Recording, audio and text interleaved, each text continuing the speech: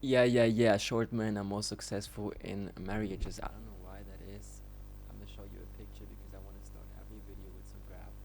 Even though we have to create them ourselves because there are not that many graphs. Look at this one.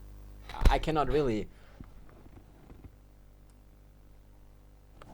I don't see, like, even if I ask ChatGPT, it cannot actually like take the information out of that graph. There's no real, like, it doesn't mean anything. The graphs on short men are like almost, if they're trying to hide it, like it's the most obvious. It's like woman, man, like short man and man. Like there's a very big difference in life between those two like counterparts. Like it's another species, like being a short man and a tall man. Like the difference in living, I think, is almost, it's not the same, like not that difference, like not that different like man and woman, but it's like it can almost be seen as, it's like maybe 50% of like being disabled, like the life of being disabled, maybe 30-40%. It's actually, it's a difference, it's a significant difference. It's not the same as like if you're a wheelchair or whatever. I will never dispute that and never come on that point. By the way, welcome to another video of the Short Man Work Club. I'm Remo Kazi. I'm building the first decentralized company network just for short man. Hopefully this can lead into like a family, like something really meaningful for a lot of people. And today we talk about marriage. I like it. I don't know what religion you guys are from, whatever. It just is healthy to kind of commit to a person. Um, it's like a dopamine detox, right? Like you don't want to be engaging in all of those. Like you want to cut off the distractions. And what is positive on like marriage and like committing to someone is that why are those people, like why are those men that are married, like why are they sometimes so successful, huh? That's because like they're focused and they have like a balanced life, right? They obviously they have a like a good work-life balance because they have a wife that kind of helps them, also like emotionally regulates them, and they have like a partner, like a best friend to talk to, but also they don't have to look out, they don't have to kind of constantly have that in mind because they don't have to like first like care about how am I gonna like get my genetics out. Like first the brain, like even if you're not actively thinking about it, the brain is thinking, how can I make a baby, how can I reproduce. And if you have like a woman, okay, the brain knows and can like more focus on those things. Well, let's talk about I actually like asked a few AIs on this topic, and let's see, the likelihood of marriage, like marriage and height, like what's the correlation. So first there's a Japanese study. Let's see the study, okay? For men born before 1965, a 1% increase in height correlated with a 0.56% higher probability of being married. Okay, so the probability of being married is higher if you're taller.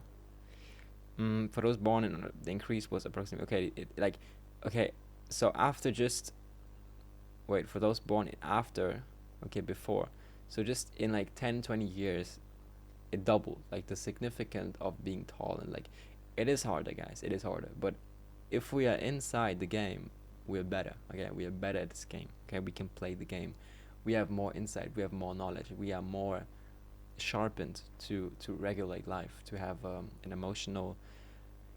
No, I mean, we can be angry, of course, but guys, you have to understand there's positives. This is not an incel club, guys. We are just like, this is sometimes, doesn't have to be about short man, okay?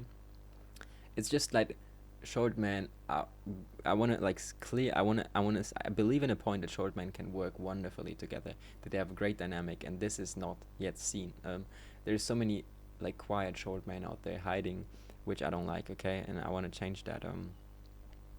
Okay, let's see. Dopamine. Okay, that was that. Okay, here. Um, Marital status by height in France. There's another study. In a French study, 60% of men under 170 centimeters, 5'7", for the Americans, were married by ages 30 to 39, compared to 76% of men between, so the taller ones, and 71% of men over. Wait. Were married by ages compared to. Okay. Okay, so by the age of 30 and 39, only 60% of men under were married versus over 170%. Over 5'7", there were more married men. So again, it's more difficult to realize that. Okay, I mean you can read it here. You can. Yeah. Okay, so it's not. It seems to be okay. Household contributions. Shorter men reportedly contribute more to household tasks. This is so like you have to be very very careful as a short man. It's like it's not that hard to get married, but you don't want to be married or like be together with with a girl or like with a woman that has a fetish of having a like. I mean, it's okay if you want it, like, but just don't be submissive as a man. Like some woman, they're like, oh, they're so cute, the short man. Dangerous, okay, dangerous. They will like lead you. They want to have somebody, like they like to kind of regulate a man and dictate the man, which is, I guess, I don't know why they do. Like, I think it's some trauma and like it's not healthy. And that's like when for example women they especially like shorter men. That's probably why, because they have like a fetish for that, which is I don't. It's weird, bro. It's weird to be honest.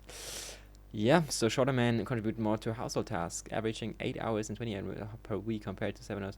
Well, interesting. So this adds to the submissiveness. Divorce rates. Now it comes to success. Okay, short men have 32% lower divorce rates compared to their taller counterparts, suggesting potentially more stable marriages. Hmm. I think it's I think it's the fact that it's less on attraction. Like if you're a short man, and if you get a woman to marry you, you have to be your personality has to be great. You have to be like very sharp and being a good person and everything. So if that happens, she already knows you. Like there's not like because some women, oh, she's so attractive, he's so tall, whatever, they marry, right?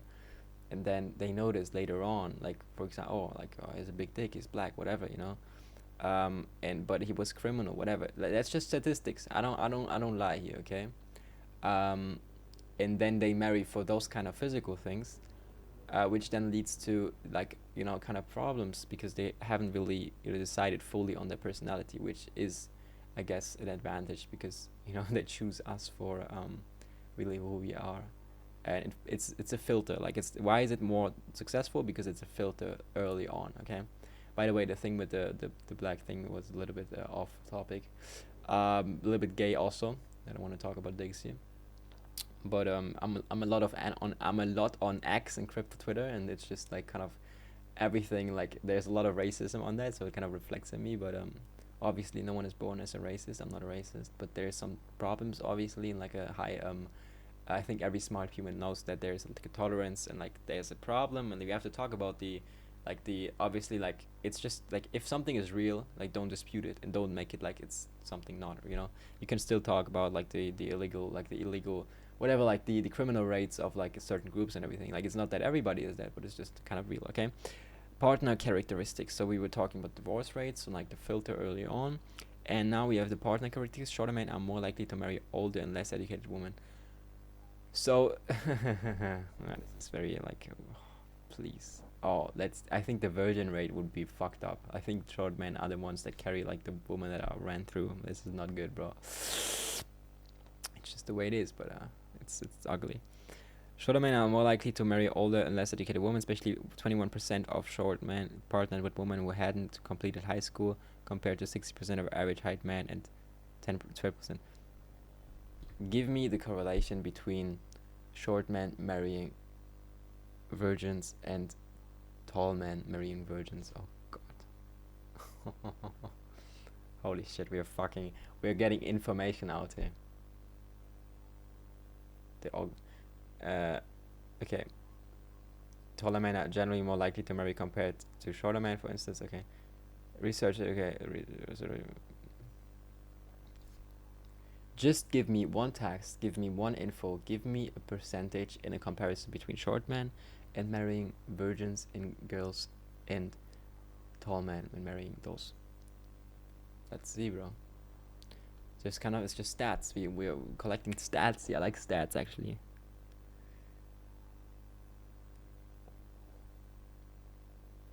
Research indicates that shorter men report fewer sexual partners compared to their taller, obviously, because it's harder. Tall men tend to report greater relationship satisfaction and lower levels of cognitive or behavioral jealousy than shorter men. This suggests the height play a role in relationship with them because they're easily more like they don't have to make up for all of the pain and everything. They don't have that much like disrespect, like obviously. While these studies offer insights on how male, they do not provide information regarding the virginity status. I mean, I think it's obvious. Like, I think tall men are getting the virgins. I think the short men statistics that they're marrying older women. I don't think those older women are virgins anymore, bro.